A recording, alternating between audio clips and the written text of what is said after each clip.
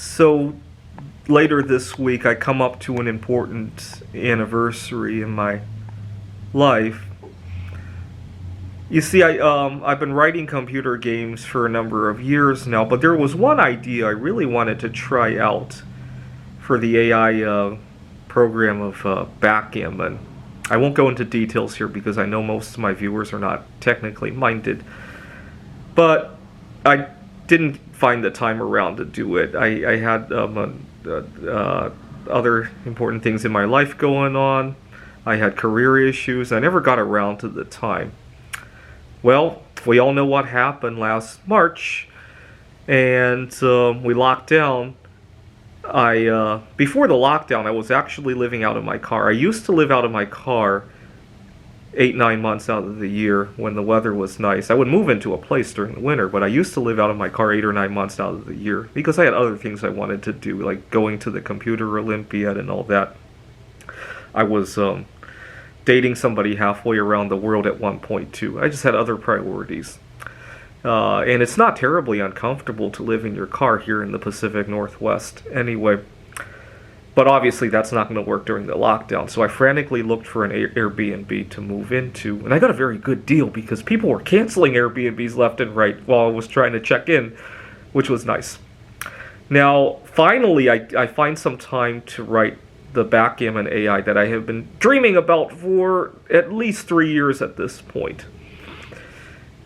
And I write away at that, and I gave the AI a nickname. I called it Corona Gammon because of the crowns on the checker pieces in the game of backgammon, and because of the events that were going on. You got to remember, in March of 2020, it was not this year-long crisis that it is now.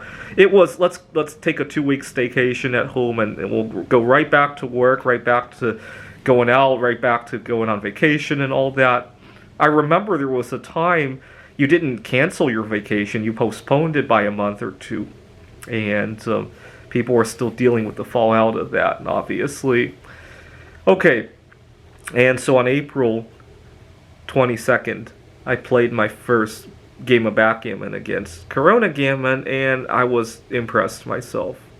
I didn't know how well the program was doing because I'm not a very good backgammon player myself, but I know I lost badly.